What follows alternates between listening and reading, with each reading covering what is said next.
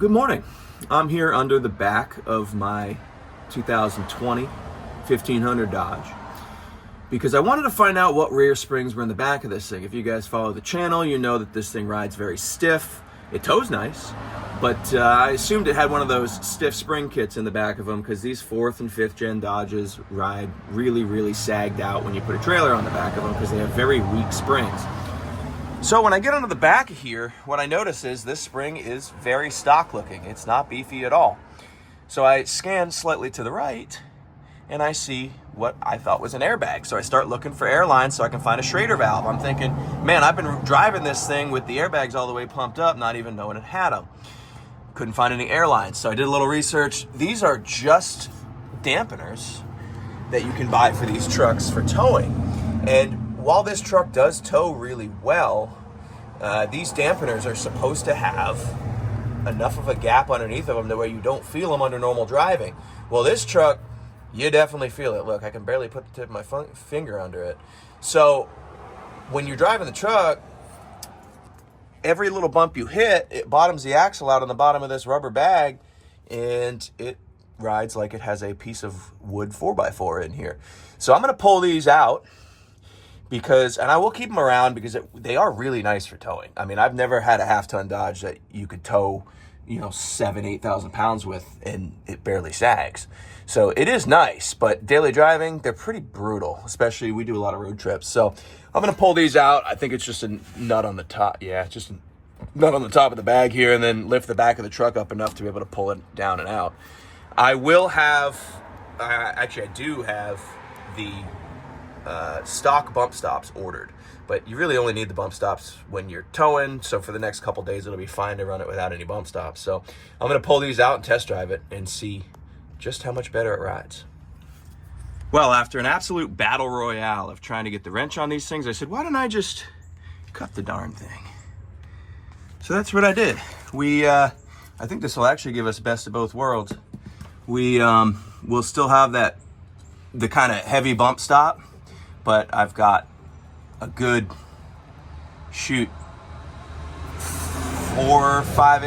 inches probably before they'll hit. So that shouldn't affect my ride anymore. But when I tow, as much as these things sag, that thing is gonna probably sag right into the axle and I'll be on these overloads. So I think it'll give me the best of both worlds. And man, I think to get these things out, I'd have had to jack the truck up, pull the tire off, pull the spring out to get to the nut. So you can't get to it from this side because the exhaust is in the way. So that's what we're going with. We'll do let's do a little bounce test. I'll show you before and after.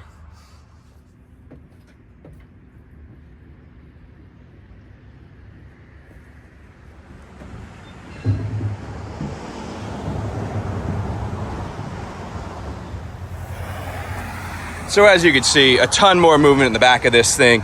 Now, we're gonna take it for a test rip in a minute here, but I have one more quick little modification I have to make to this. These Rhino liners are fantastic for protecting the bed and putting like a pallet or something really heavy in a box that you have to slide in to where you have a little bit of give on this thing. But the issue is when you're carrying around empty oil containers to the dump, or if you're taking something light in the bed, it slides, right? I barely pushed that thing. So, luckily for me, this video is sponsored by LaserFit.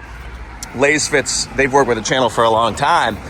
They did the laser cut floor liners in this truck, headlights in that truck, and they have got this bed mat that they reached out to me with, and as with anything LaserFit, it's like half the price of the competition, and the quality is the same or better.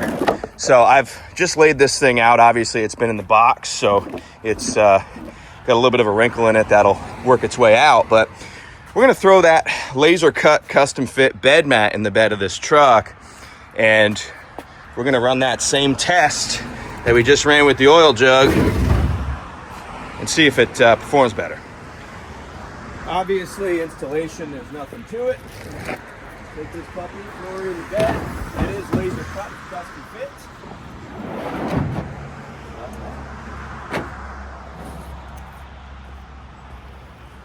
As with all Lay's Fit products, it fits perfect. I mean, every one of these ridges lines up perfect. Yes, we have a wrinkle in the middle of it. Like I said, I just pulled it out of the box.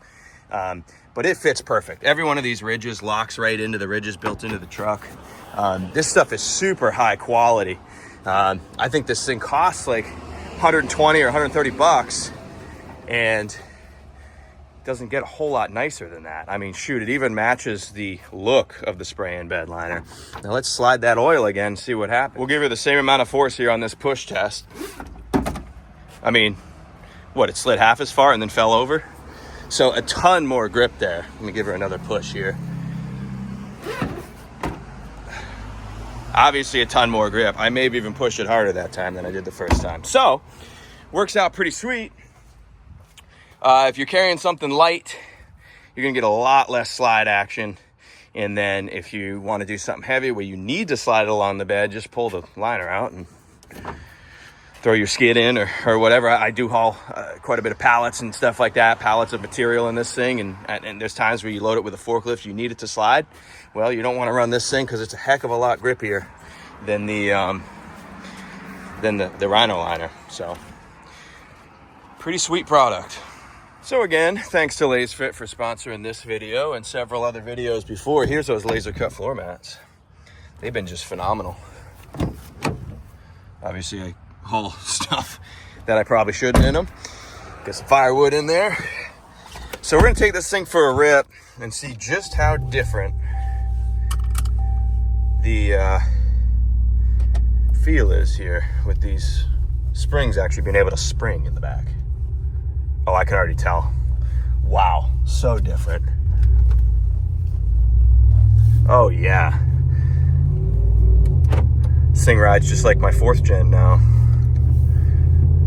I was so disappointed when I bought this truck because it rode so stiff. And then I'm like, you know what? I did some research. I'm like, they make big spring kits in the back. It's got to have the big springs. Towed with it, loved that. But man, on a daily driver, it rode like garbage. And right now, it is riding really, oh man. Yeah, I just hit my first little pothole bump there. Oh, it's so much better. It's gonna be so much more pleasurable to drive on a daily basis. And because we cut those guys and didn't remove them, we're gonna get about 4 inches of sag, and then it'll stop because it'll hit those bump stops. So it'll sag a little more than it did, but it'll still have a lot more holdup than stock does, because the stock bump stops are soft. The truck will pretty much travel through them if you load it heavy enough. Ask me how I know. It's a whole different truck. Even on a relatively smooth road, I can feel the difference. Do you guys ride with your... I have to manually shift this or lock it into 8th gear because I don't like that 4-cylinder shut-off MDS stuff at all. Do you guys ride with these things with your MDS on or off? I know you can tune it and get that permanently out of it. I just shift it into 8th and then it'll stay to where it doesn't come on. But I cannot stand that system. Let's hit this bump over the curb here. Let's hit this big one right here. Oh my God, it's so different. Oh, so much better. Good deal. We'll have to do a tow test later on with it. See how effective it is still with towing, but man, it's way better. Let's put some fuel in this thing. Well, this truck's done besides wheels and tires. Get those girly 20s off of there. Other than that, she's done. It's got the leveling lift. It's got the exhaust. It's got a better ride quality now. It's got floor liners, bed mat. She's pretty much done. Gonna get some 18s with some 35s on there and we'll call it. Now, for what you probably clicked on the video for, we do have a plan for Grandpa's truck. So first thing, I haven't really touched this thing much besides put the Navy plate on the front. Grandpa was the early part of his career, he was a Navy man. And he just loves the Navy, so honored him that way. And then I got the license plate that I really wanted, which is for Grandpa. So pretty awesome on that. Ignore the political stickers there. I support nobody. Those are, I just haven't pulled them off yet. So this truck here, I fixed the door handle in the back. I guess that's the other thing I did. Other than that, I have not touched it. I've driven it around some. But I have decided on what I want to do on this for a powertrain. So as I've done a ton of research on this, I think I've decided what I want to do. I'm going to pull engine and transmission out at the same time. Probably had to pull the core support, grill, bumper, all that out to be able to do that. We'll get this 4.3 out of there with the 4L60 that's connected to it. Get that on Facebook Marketplace, see if we can make a couple bucks on that. And then I've decided I'm going to go with either a 5.3 or a 6-liter, preferably a 6-liter LS, but cost-wise, probably is going to end up being a 5.3 because they're so much more affordable. And then I am going to do a 4L80 transmission, which means a custom-made drive shaft.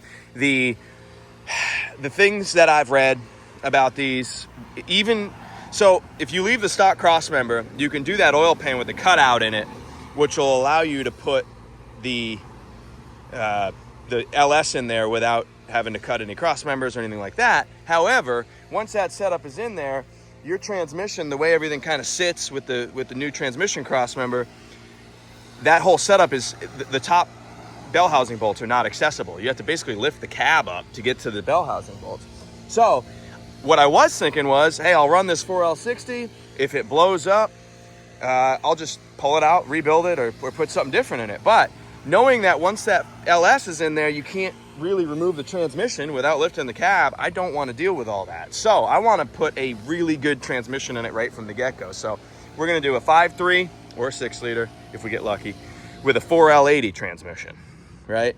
And obviously, like I said, custom-made drive shaft. That 4L80, we may even build it a little bit. Rear end, going to run the stock one until it explodes, but we do want posi, and it's not going to hold up to, that's going to be the weak link, let's put it that way. Instead of a Terminator X system by Holley, there's like an $800 wiring harness option.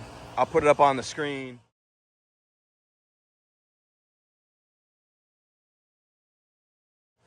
That basically is plug and play. If you put an LS in the truck, plug and play for the transmission, engine, and it'll run all your stock gauges, and this thing will be a 100% sleeper. I think that's the way I want to go. Originally, I kind of wanted a Terminator X because they're cool, but I think it'd be pretty cool to have stock gauges still working in this thing. So I think we're going to go that direction, and then that way we keep it super sleeper mode. And then we're going to do some white letter Cooper Cabras, maybe wider in the back. I don't know. I'll have to measure against the leaf spring, see how wide we can go. And then pull some stickers off the tailgate, put a couple, LSX stickers, something like that on the back window, and probably call it good from there. Hopefully everything fits without me having to do a cowl hood. If I do have to do a cowl hood, it's not the end of the world, but I kind of like super sleeper status with this thing because it's a grandpa truck. It's grandpa's truck, you know. I'd like to do, I'm going to have stickers custom made if they don't already make them.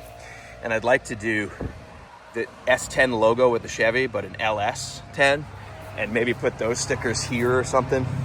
I don't know.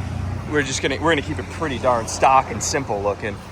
But put a big fat cam in that LS, maybe some heads, put some Super 10 mufflers on it, angled. I'm just gonna run them straight back in the middle of the truck, right down the center of the truck, and then just dump them somewhere right here so that we have the ground pounder effect. So that's the plan for Grandpa's truck. Now, work has been extremely busy. I've been traveling for work. I've been traveling for family. It's Thanksgiving is tomorrow, so obviously the holidays are coming up. And so I have not had the time that I want to start this thing. What I'd like to start with is pulling this LS out. Well, I want to run it out of fuel first, right? Because we're going to have to put a different fuel pump in it. But I'm going to pull this out, the 4.3 has got to come out of it. And then we've got to put that on Marketplace, sell that, and then, I'm going to start looking for the perfect LS combination. If I could find an LS with a 4L80 transmission already attached to it, then that is just fantastic. Gonna have to change the torque converter, I think, with the size cam that I want to put in it, but I've got a couple really, really good friends who have built a lot of LS projects. That'll be good resources there. So that's the update on Grandpa's truck. The second gen is just being the second gen. Thing is, I drive it every weekend. It needs tires. I'll probably go with the exact same size that's on it. I love the look, but they're toast. Tires, and I think the slave cylinder on the clutch is getting a little bit weak. The shifting is not perfect. Some days it's better than others. Seems to depend on temperature, which leads me to believe it's a slave cylinder issue. So this thing, if you guys didn't follow this build, this thing was pretty much a ground up mechanical restoration of this second gen, 5-speed 318. Challenger is just being the Challenger, doing Challenger things, being really fast, sounding really cool. I did make one change on this thing, actually. Underneath the hood here, I did buy this piece of plastic with the last call plaque on it. Now, this is not a last call edition. I'm not trying to be a poser, right? I know 2024 is the actual last call edition, but it's the last call of this body style, of the Challenger, of the V8, of Dodge being Dodge. Dodge is going a very weird direction that I'm very upset with. So figured I'd put this plate on there. I thought that'd be a nice little touch. Just found it for like 50 bucks on eBay. And it's a whole piece of plastic that you change out. It comes with the plate on it. So that's pretty cool. Also did some plum crazy purple fuzzy dice in this thing. I don't know if I've showed you guys that before, but they matched perfect. I mean, they literally were listed as plum crazy purple. So this thing has been super sweet. Love this car. Have not driven it a whole lot. I've probably driven it, I don't know, 200 miles, 150 miles, something like that. But it's rowdy and I love it. Shelby.